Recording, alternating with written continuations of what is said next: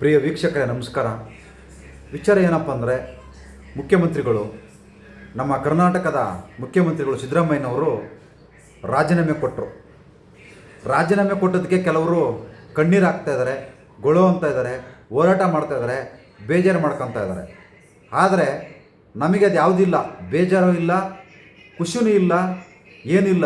ಏನಪ್ಪ ಒಂದು ಬೇಜಾರು ಏನಪ್ಪ ಅಂದರೆ, ನಾವು ಕನ್ನಡಿಗರು ಈ ಉತ್ತರ ಭಾರತದ ಗುಲಾಮಗಿರಿಯಲ್ಲೇ ಬದುಕಬೇಕಲ್ಲ ಅಂತ ಹೇಳಿ ಇದು ಒಂದು ಬೇಜಾರು ಬಿಟ್ಟರೆ ಬೇರೆ ಏನಿಲ್ಲ. ನಾವು ಓಟ್ ಹಾಕೋದು ನಾವು ಕನ್ನಡಿಗರು, ಇವ್ರನ್ನ ಗೆಲ್ಲಿಸೋದು ನಾವು, ಇವ್ರನ್ನ ಆರಾಧನೆ ಮಾಡೋದು ನಾವು, ಇವ್ರನ್ನ ಮೆರೆಸೋದು ಕನ್ನಡಿಗರು, ಇವ್ರಿಗೆ ಓಟ್ ಹಾಕೋದು ಕನ್ನಡಿಗರು, ಇವರಿಗೆ ಹಲವಾರು ಬಿರುದುಗಳನ್ನು ಕೊಡೋದು ಕನ್ನಡಿಗರೇ. ಆದರೆ ಇವತ್ತು ಏನೇ ಆದರೂ ಕೂಡ ನಾವು ಕನ್ನಡಿಗರು ಓಟ್ ಹಾಕಿದರೂ ಕೂಡ ಕನ್ನಡಿಗರು ಇವತ್ತು ಎಷ್ಟೇ ಮೆರೆಸಿದ್ರು ಕೂಡ ಇವತ್ತು ಇವರು ರಾಜಕೀಯ ನಾಯಕರು ಹೋಗಿ ಹೈಕಮಾಂಡ್ ಮುಂದೆ, ಅಂದರೆ ಉತ್ತರ ಭಾರತದವ್ರ ಮುಂದೆ ಇವರು ತಲೆಬಾಗಿ ನಿಂತ್ಕೋಬೇಕಪ್ಪ ಅಂದರೆ ಇದು ಒಂದು ಬೇಜಾರು ಬಿಟ್ಟರೆ ಇನ್ಯಾವುದು ಬೇಜಾರಿಲ್ಲ ನಮಗೆ. ನಮ್ಮ ಕನ್ನಡಿಗರಿಗೆ ಇಂಥ ಪರಿಸ್ಥಿತಿ ಬರಬಾರ್ದು. ಕರ್ನಾಟಕದಲ್ಲಿ ನೋಡಿ, ತಮಿಳುನಾಡಲ್ಲಿ ಪ್ರಾದೇಶಿಕತೆ ಇದೆ, ಆಂಧ್ರದಲ್ಲಿದೆ, ತೆಲಂಗಾಣದಲ್ಲಿದೆ, ಕೇರಳದಲ್ಲಿದೆ. ಅಲ್ಲಿ ಯಾವುದು ಹೈಕಮಾಂಡ್ ಗುಲಾಮಗಿರಿತನನೇ ಇಲ್ಲ. ನಮ್ಮ ಅತಿ ಹೆಚ್ಚು ನಮ್ಮ ಕರ್ನಾಟಕದಲ್ಲಿ ಅತಿ ಹೆಚ್ಚು ಕರ್ನಾಟಕದಲ್ಲಿ ಗುಲಾಮಗಿರಿತನ ನಮ್ಮ ಕರ್ನಾಟಕದಲ್ಲಿದೆ. ಇದು ಹೋಗ್ಬೇಕಪ್ಪ ಅಂದರೆ ನಾವು ಕನ್ನಡಿಗರು, ಅವರು ಸಿದ್ದರಾಮಯ್ಯನವರಾಗಿರಲಿ, ಡಿ ಕೆ ಶಿವಕುಮಾರ್ ಅವರಾಗಿರಲಿ, ಯಾರೇ ಆಗಿರಲಿ, ಇವ್ರ ಸ್ವಂತ ಪಕ್ಷ ಕಟ್ಟಿ ಅಧಿಕಾರಕ್ಕೆ ತಂದು ಇಲ್ಲಿ ಅವ್ರಿಗೆ ಹೋಗಿ ಪದೇ ಪದೇ ಡೆಲ್ಲಿಗೆ ಹೋಗ್ಬಿಟ್ಟು ಅಲ್ಲಿ ಕುಂತ್ಕೊಂಡು ಅವ್ರ ಮಾತು ನಾವ್ಯಾಕ್ರಿ ಕೇಳಬೇಕು? ಓಟ್ ಹಾಕೋದು ನಾವು, ದುಡ್ಡು ಖರ್ಚು ಮಾಡೋದು ನೀವು, ಚುನಾವಣೆ ಗೆಲ್ಲೋದು ನೀವು, ಅಬ್ಬರದ ಭಾಷಣ ಮಾಡೋದು ನೀವು. ಕರ್ನಾಟಕ ಕನ್ನಡ ಇವತ್ತು ನೀವೆಲ್ಲ ಅವ್ರ ಮುಂದೆ ಹೋಗಿ ತಲೆಬಾಗಬೇಕು. ಸಿದ್ದರಾಮಯ್ಯನವ್ರಿಗೆ ಎಷ್ಟು ವಯಸ್ಸಾಗಿದೆ, ರಾಹುಲ್ ಗಾಂಧಿ ಅವ್ರಿಗೆ ಎಷ್ಟು ವಯಸ್ಸಾಗಿದೆ, ಅರ್ಧಕ್ಕರ್ಧಕ್ಕೆ ಸಂಬಂಧನೇ ಇಲ್ಲ. ಇವ್ರಿಗಿಂತ ರಾಹುಲ್ ಗಾಂಧಿ ಅವ್ರಿಗಿಂತ 30 ವರ್ಷ ದೊಡ್ಡವರು ನಮ್ಮ ಕರ್ನಾಟಕದ ಸಿದ್ದರಾಮಯ್ಯನವರು. ಇವತ್ತು ಅವ್ರ ಮಾತು ಕೇಳಿ ಇವತ್ತು ರಾಜೀನಾಮೆ ಕೊಡುವಂಥ ಪರಿಸ್ಥಿತಿ ಬಂದಿದೆ. ಅದೇ ಇವರೇ ಒಂದು ಪಕ್ಷ ಕಟ್ಟಿದ್ರೆ, ಇವರೇ ಮುಖ್ಯಮಂತ್ರಿ ಆಗಿದ್ದರೆ ಅವ್ರ ಮಾತು ಕೇಳೋದು ಅವಶ್ಯಕತೆ ಇರಲಿಲ್ವಲ್ಲ. ಇವತ್ತು ನೋಡಿ, ಕೆಲವರು ಕಣ್ಣೀರು ಹಾಕ್ತಾ ಇದ್ದಾರೆ ಸಿದ್ದರಾಮಯ್ಯ ರಾಜೀನಾಮೆ ಕೊಟ್ಟೋದಕ್ಕೆ. ಮೊದಲನೇದಾಗಿ ನಮ್ಮ ಸಂತೋಷ್ ಲಾಡ್ ಅವರು, ನಮ್ಮ ಉತ್ತರ ಕರ್ನಾಟಕದ ಕಲ್ಯಾಣ ಕರ್ನಾಟಕದ ಒಂದು ಕಾರ್ಮಿಕ ಸಚಿವರು, ಇವರು ಕಣ್ಣೀರು ಹಾಕ್ತಾಯಿದ್ರು. ಅದು ಕಣ್ಣೀರು ಬರಲಿಲ್ಲ, ಗೊಳೋ ಅಂತ ಅಳ್ತಾ ಇದ್ರು ಕಾರಲ್ಲಿ ಕುಂತ್ಕೊಂಡು. ಆದರೆ ನೋಡಿ, ಮುಖ್ಯಮಂತ್ರಿಗಳು ರಾಜೀನಾಮೆ ಕೊಟ್ಟೋದಕ್ಕೆ ಇವತ್ತು ಅಳ್ತಾ ಇದ್ದಾರೆ. ಆದರೆ ನಮ್ಮ ಉತ್ತರ ಕರ್ನಾಟಕ ಭಾಗದಲ್ಲಿ ಯಾವುದೇ ಅಭಿವೃದ್ಧಿ ಕೆಲಸ ಆಗಿಲ್ಲ, ಇದಕ್ಕೋಸ್ಕರ ಕಣ್ಣೀರು ಹಾಕಲಿಲ್ಲ. ಒಳ್ಳೊಳ್ಳೆ ಆಸ್ಪತ್ರೆಗಳಿಲ್ಲ, ಇದಕ್ಕೋಸ್ಕರ ಕಣ್ಣೀರು ಹಾಕಲಿಲ್ಲ. ಒಳ್ಳೊಳ್ಳೆ ರಸ್ತೆಗಳಿಲ್ಲ, ಇದಕ್ಕೋಸ್ಕರ ಕಣ್ಣೀರು ಹಾಕಲಿಲ್ಲ.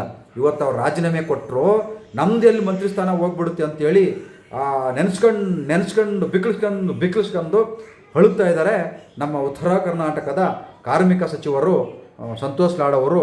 ಏನು ಟಿ ವಿ ಅವರು ಅದು ಮೈಕ್ ಹಂಗೆ ಮುಸುಡಿಗೆ ಹಿಡಿತಾರೆ ಹೋಗಿ. ಇವ್ರಿಗಂತೂ ಮಾನಮ್ಮ, ಟಿ ವಿಯವ್ರಿಗಂತೂ ಅಯ್ಯೋ ಶಿವ, ಆ ಮೈಕ್ ಹಂಗೆ ಮುಸುಡಿಗೆ ತಗೊಂಡು ಹೋಗಿ ಹಿಡಿತಾರೆ. ಇವತ್ತು ಏನು ಸಮಸ್ಯೆನೇ ಇಲ್ಲ ನಮ್ಮ ಕರ್ನಾಟಕದಲ್ಲಿ. ಇದು ರಾಜೀನಾಮೆ ಒಂದು ಸಮಸ್ಯೆ ಬಿಟ್ಟರೆ ಬೇರೆ ಯಾವುದೂ ಸಮಸ್ಯೆ ಇಲ್ಲ. ಈ ರೀತಿ ತಗೊಂಡೋಗಿ ಎಲ್ಲರೂ ಮುಸುಡಿಗೆ ಮೈಕ್ ಹಿಡಿತಾರೆ, ಎಲ್ಲರೂ ಮುಸುಡಿಗೂ ಮೈಕ್ ಹಿಡಿತಾರೆ ಹೋಗಿ, ಈ ಥರ ಹತ್ರ. ಇನ್ನು ಕೆಲವರು ಅಭಿಮಾನಿಗಳು ನೋಡಿ, ರಾಜೀನಾಮೆ ಕೊಟ್ಟೋದಕ್ಕೆ ಅವ್ರುಗಳು ಅಂತ ಅಳುತ್ತಾ ಇದ್ದಾರೆ. ನಮ್ಮೂರಲ್ಲಿ ರಸ್ತೆ ಬೇಡ, ನಮಗೆ ಸಿದ್ದರಾಮಯ್ಯನವರು ಮುಖ್ಯಮಂತ್ರಿ ಆಗಬೇಕು. ನಮ್ಮೂರಲ್ಲಿ ಒಳ್ಳೆ ಆಸ್ಪತ್ರೆನೂ ಬೇಡ, ಸಿದ್ದರಾಮಯ್ಯನವರು ಮುಖ್ಯಮಂತ್ರಿಯಾಗಿ ಹಂಗೇ ಇರಬೇಕು. ನಮ್ಮೂರಲ್ಲಿ ಒಳ್ಳೆ ಆಸ್ಪತ್ರೆ, ಒಳ್ಳೆ ಸರ್ಕಾರಿ ಶಾಲೆ, ಒಳ್ಳೆ ರಸ್ತೆಗಳು, ಒಳ್ಳೆ ಹೊಸ ಬಸ್ಸುಗಳು ಏನು ಬೇಡ ನಮಗೆ. ಸಿದ್ದರಾಮಯ್ಯನವರು ಇನ್ನೂ ಒಂದು 10 ವರ್ಷ ಮುಖ್ಯಮಂತ್ರಿ ಆಗಿರ್ಬೇಕು ಅಷ್ಟೇ, ಏನು ಬೇಡ. ಒಟ್ಟು ಅವ್ರು 10 ವರ್ಷ ಮುಖ್ಯಮಂತ್ರಿ ಆಗಬೇಕು. ನೀವೇನೇ ಕಣ್ಣೀರು ಹಾಕಿದ್ರು ಅಲ್ಲೇನು ಹೈಕಮಾಂಡ್ ಹೇಳುತ್ತೋ ಅದನ್ನು ನಮ್ಮ ಕರ್ನಾಟಕದವರು ಕನ್ನಡಿಗರು ತಲೆ ಬಾಗಿಸ್ಕೊಂಡು ಕೇಳಲೇಬೇಕು. ಹೈಕಮಾಂಡ್ ಮುಂದೆ ಏನು ನಡೆಯಲ್ಲ, ಹೈಕಮಾಂಡ್ ಏನು ಹೇಳುತ್ತೋ ಅದು ಇಲ್ಲಿ ಕೇಳಬೇಕು ಕನ್ನಡಿಗರು. ಈ ಗುಲಾಮಗಿರಿತನ ಹೋಗಬೇಕು.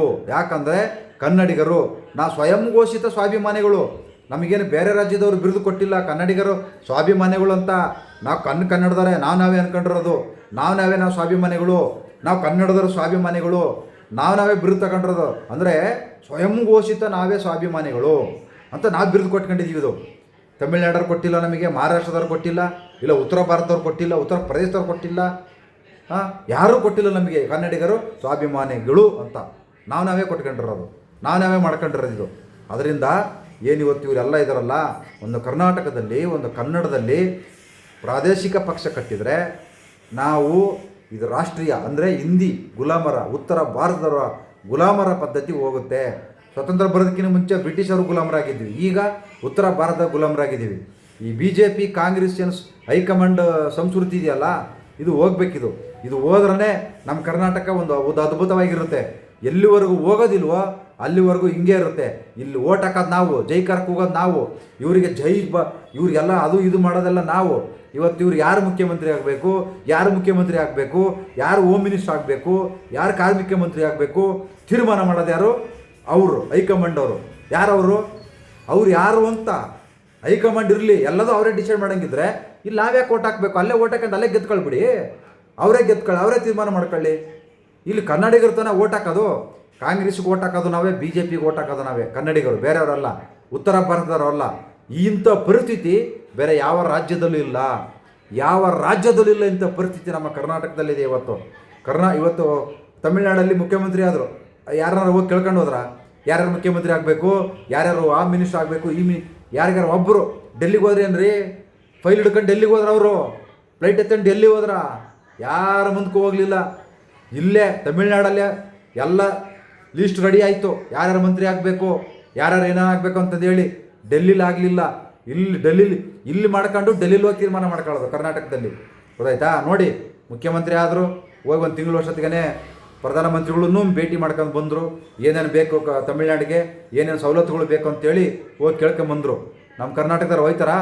ಸಾಧನೆ ಇಲ್ಲ. ಪ್ರತಿಷ್ಠೆ ನಾವ್ಯಾಕೆ ಅವ್ರಿಗೆ ಕೇಳಬೇಕು? ನಮಗೆ ಕೊಡಬೇಕು.